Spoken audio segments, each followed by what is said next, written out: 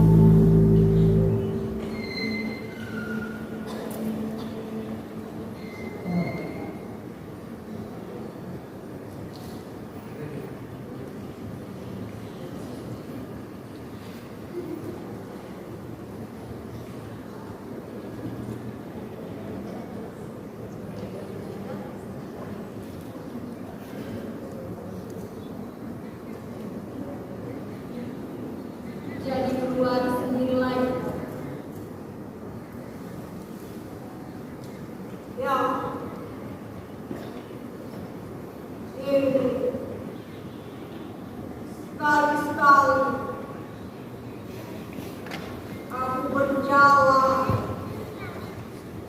tanpa dipapa orang lain.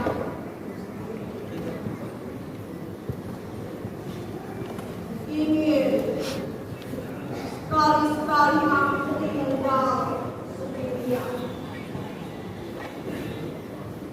Tidakkah kau merasa sakit? Bukan. Sarangku masih sangat terasa. Baik, aku mau berkata.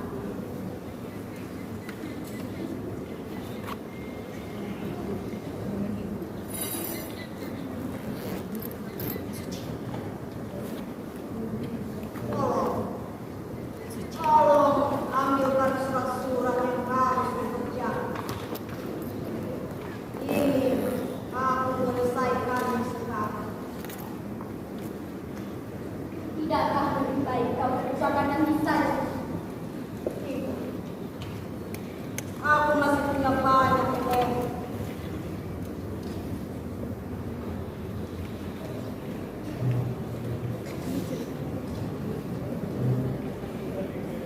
Memangnya banyak yang kau kerjakan.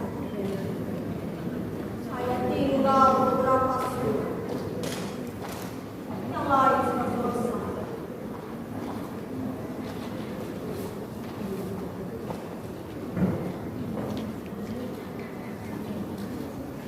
Mengapa tak kau kuasakan saja padaku untuk menandatangani surat?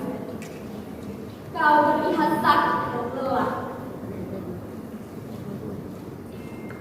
Kalau aku sendiri yang menulis kemarin. Bagaimana susah jelek. Itu sama seperti seolah-olah aku telah memindahkan sebagian diriku ke dunia lain.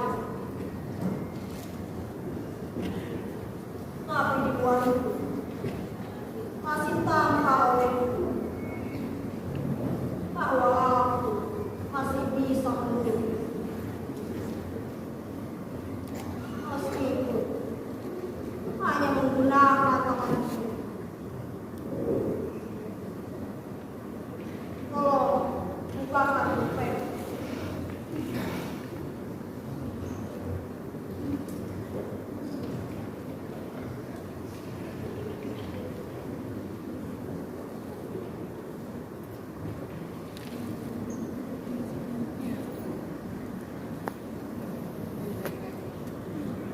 Aku sendiri tak dapat membaca apa yang Tidak perlu. Kau hanya tanda tangan saja. Tapi tiap kali aku melihat kamu, aku seperti melihat diriku sendiri. Nama tak lain dari janji. Janji yang harus ditepati.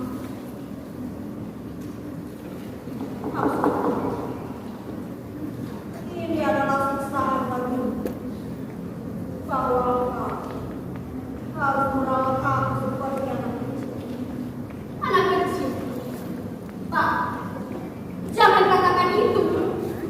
Ya, anak kecil memang harus dirawat dengan baik-baik. Tapi sesungguhnya bahwa kau mendapatkan goblokan dua bangkai untuk kau pelihara. Tidak, tidak. Itu sudah kewajiban. Kewajiban. Dulu aku sehat, terlampau matang barangkali. Sambil remaja yang semakin hijau. Dulu aku punya anggapan bahwa seseorang memerlukan dua umur perempuan untuk mengisi satu umur laki-laki. Kiranya bagiku tidak sampai demikian. Sebab yang pertama saya sudah pusing jiwanya olehku. Waktu kita kawin, tidak menganggap kau tua. Persis 2 kali. Perkawinan kita ini sudah pasti dengan rumus hasil yang sama. 2 kali 1. Kau pasti akan sehat lagi. Waktu kita kawin kau masih sehat. Akan sehat dan bertambah tua.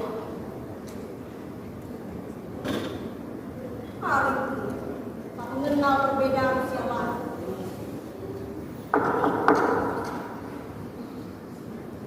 Ada orang menutup pintu. Kau salah ini. Dia benar. Biasanya dia datang pada waktu yang dijanjikan. Tapi aku merasa mendengar sesuatu. Dengar sesuatu seperti bukan lalu. Tidak. Tidak. Bukan itu. Maksudku bukan itu. Tidak ada suara ketukan itu. Padahal memang sulit, tapi pendengaran masih baik. Apa aku salah dengar? Apa yang kau dengar? Pintu. Tapi sepertinya aku keliru. Sudahlah, Pak. Kau dengar suara anak-anak pulang. Tidak. Tidak. Aku hanya ingin menunjukkan. Tapi untuk itu, kau perlu berterus terang. Yang disembunyikanku akan menjadi bisu. Aku hanya ingin menunjukkan. Tapi aku tidak sakit, Pak. Aku hanya ingin menolong. Anak-anak itu sudah mati. Sudah lebih dari 1 tahun. Aku mohon padamu. Jangan kau musik soal itu lagi. Kau sudah ketinggalan waktu. Sudah lebih dari 1 tahun. Aku bersumpah mendengar suara anak-anak itu, Pak. Setelah yang lalu, barulah kau mengaku. Bagus. Itu artinya kau sadar dengan kesendirian. Sendiri dengan kenangan yang tak bisa lupakan. Kau harus lekas kembali. Sebab jarak kau dan kami sudah terlalu jauh. Sudahlah. Sudahlah. Aku tidak mau dengar lagi. Pintu ditukar. Aku tak dengar. Itu selalu. Mestinya kau mendengar. Tapi dia datang terlalu pagi. Tapi tak pernah. Tak boleh berlebihan. Bahwa satu-satunya sahabat kita masih tinggal menunggu waktunya dengan asa. Dan bukan dengan jalan. Suruh dia masuk. Untuk kau senang dia kembali.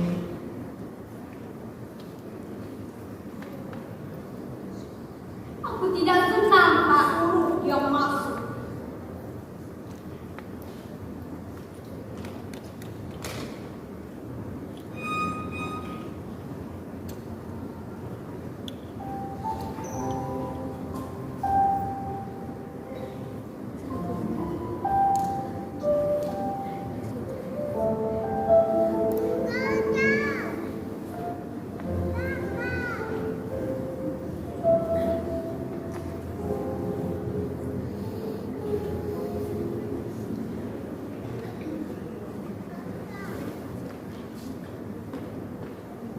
Aduh.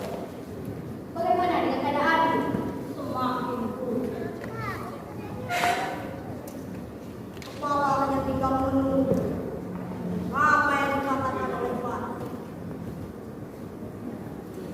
Pikiranku masih cerah. Itulah yang membuat aku malas semakin susah. Serasa badanku diberi kuat sampai detik. Tapi kepala aku tidak apa hingga aku dapat menyaksikan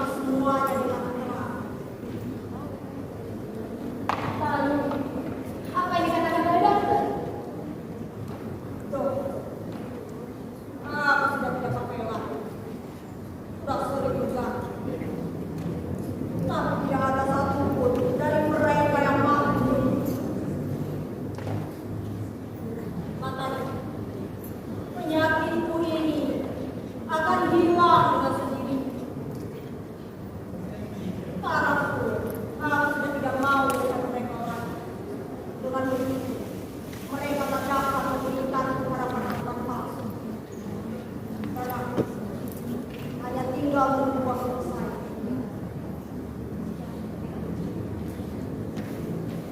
Dan kau lagi, bagaimana dengan pagi? Aku baik-baik saja. Cuma kepala aku agak pusing. Aku ingin bicara dengan kau tentang dia. Barangkali kau dapat bertimbang. Saya, akhir-akhir ini kau jarang sekali datang. Akhir-akhir ini, aku mendapat kesan bahwa kedatanganku tak begitu dapat sambutan seperti dulu lagi. Itu cuma perasaan saja. Begitu memang kenyataan, tidak? Jadi, mengapa kau menyuruh dulu untuk datang ke sini? Dan mengapa meminta aku datang tepat pada waktu yang kau tentukan? Aku ingin berikan kembali persahabatan kita. Kita dulu bertiga dekat sehabis kembali. Dan sejak pertanyaan datang lagi, kita akan sebabnya aku tidak tahu. Lalu di rumah ini menjadi sepi. Dapat kau paham? Seseorang yang lumpuh, seorang istri muda cantik, membawa kekakuan, membawa kesepian. Lantas, dalam kesepian, tumbuh suara-suara aneh yang mengacaukan dalam pikiran. Untuk itu, aku minta kau datang ke sana. Kau sebagai satu-satunya seorang ibu untuk melawan suara-suara mati dalam kesepian kau. Apa maksudmu? Suara-suara mati. Aku menjadi curiga padamu. Orang jahat memang selamanya dicurigai. Ya, mereka adalah golongan dari rasa takut orang-orang waras. Tanyakan sekali lagi. Apa suara-suara mati itu?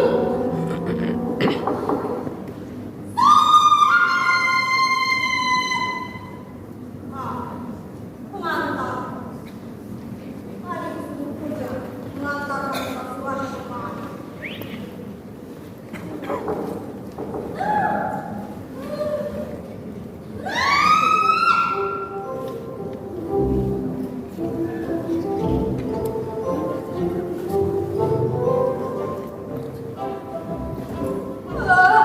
Gimana kau ini? Apa yang membukakan aku pintu? Takut. Kalau kau mau surat, aku butuh ini buat beli susu.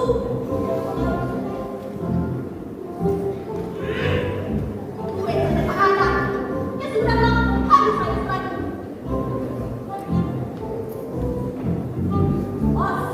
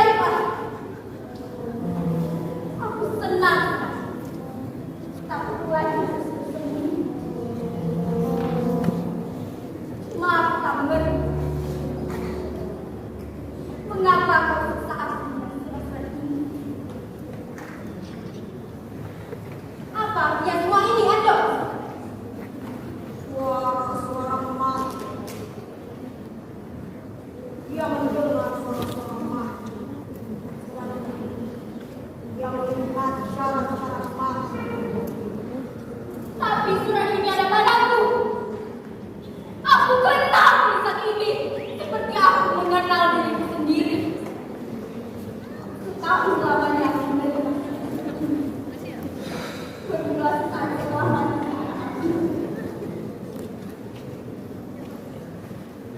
Tapi mengapa kau sangka aku yang menulisnya? Kalau mereka yang tahu apa yang tertulis di dalamnya. Berikan surat itu padaku. Namamu memang tidak aku tuliskan, tapi cuma kau yang tahu apa yang tertulis di dalamnya.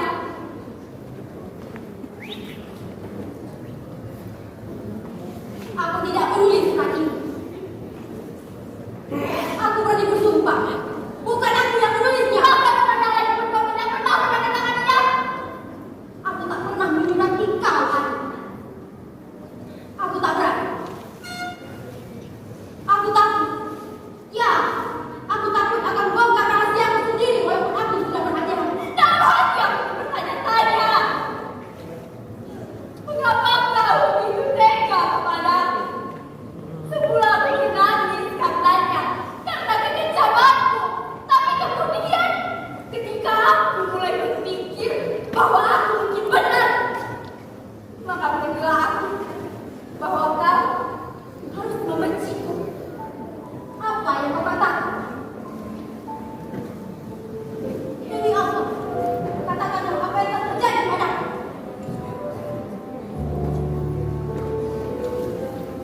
Mula-mula ada perlawanan.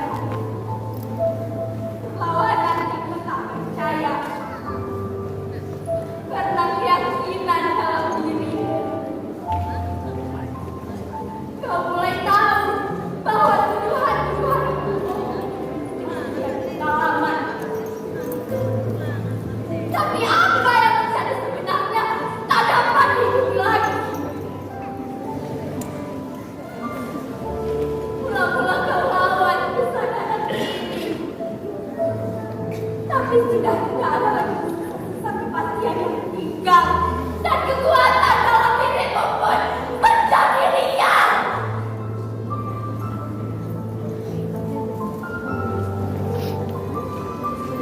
Benda-benda di sekitarku mulai kehilangan kesusahannya. Salah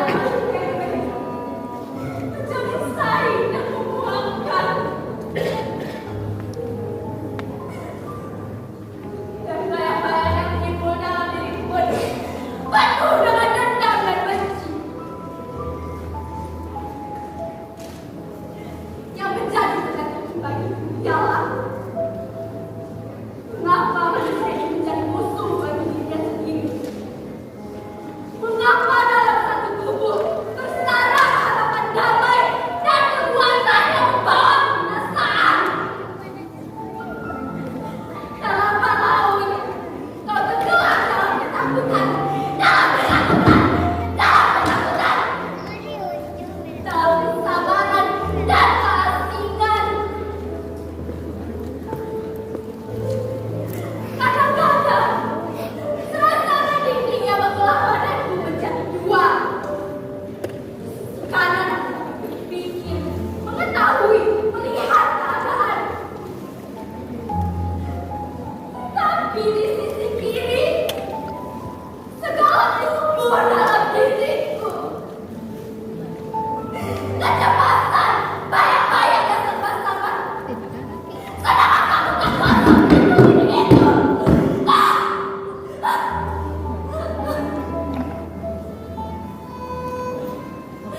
Kadang-kadang serasa engkau memukul, seperti hendak melepaskan diri. Tetapi dindingnya terlalu kuat. Aku tahu aku hidup dalam kebohongan. Tapi kebohongan itu sangat kuat menguasaiku. Ada sebuah dinding yang membatasi antara aku dan anak-anak itu. Tidak dapat meneliti dari sisi dinding sebelah mana datang suara itu. Kau mendengar suara anak itu? Ya.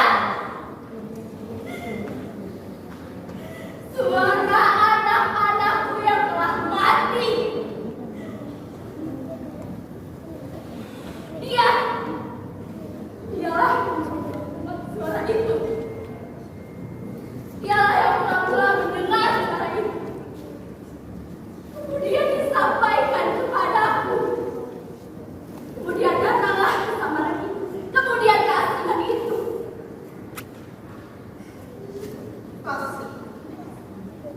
Tidak benar. Tidak benar bahwa aku yang mulai mendengar suara itu. Itu hanya akan dia saja. Bersamaan dengan itu, ketahuan surat-surat itu. Surat-surat yang berisi tuduhan. Surat dari satu-satunya orang yang harusnya dapat menolong aku. Surat dari kau.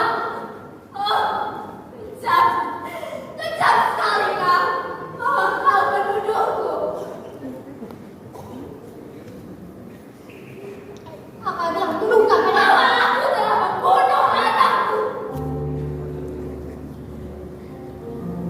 Itu tidak benar.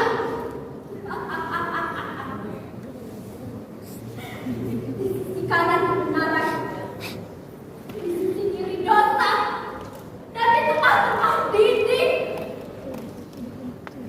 Tiap-tiap manusia selalu ada perasaan dosa yang masih sama saya. Masih bisa dasar. Kaulah yang memberdasarkan itu dengan surat-surat. Jadi kau anggap aku yang surat iya? Baik, bolehkah aku baca? Silahkan saja. Kau akan melihat dirimu sendiri seperti dalam cermin.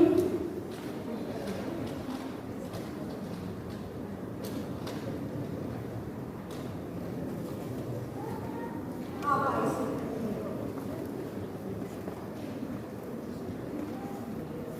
Kau pembunuh.